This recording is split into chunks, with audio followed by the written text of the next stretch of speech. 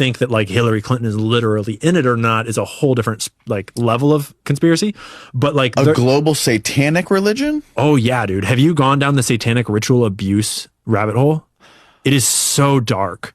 So what I'm referring to specifically are survivors giving survivor testimony on video, hundreds and hundreds and hundreds of them.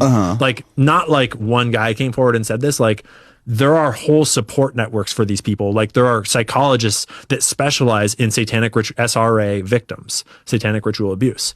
And because you have to like treat them in a whole different way than a regular abuse victim, because the level of depravity and disgusting, like literal torture of children, like literal.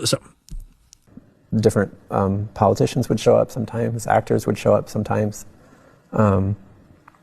And a lot of the really wealthy people who are anonymous would show up, of course. People in positions of power within the cult. Yeah, let's just, let me ask you, is it like, when we're talking about levels, right? Is it like on the local level? Is it on the state level? Is it on the national level? Is it on the international level? It's on every level.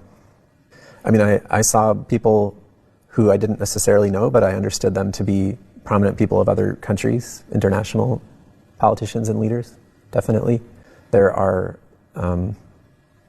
Catholics who participate in this practice.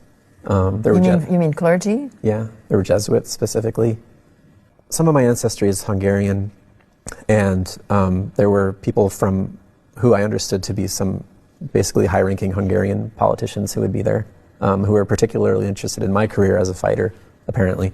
I mean, there's seems to be a very established practice of these kinds of things.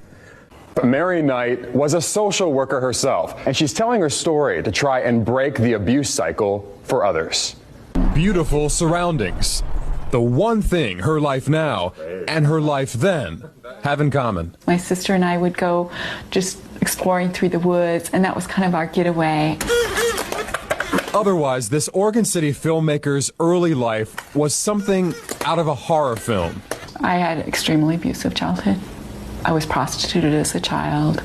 My parents produced child pornography and used me as in it. Mary Knight didn't even remember that abuse until she was in her 30s.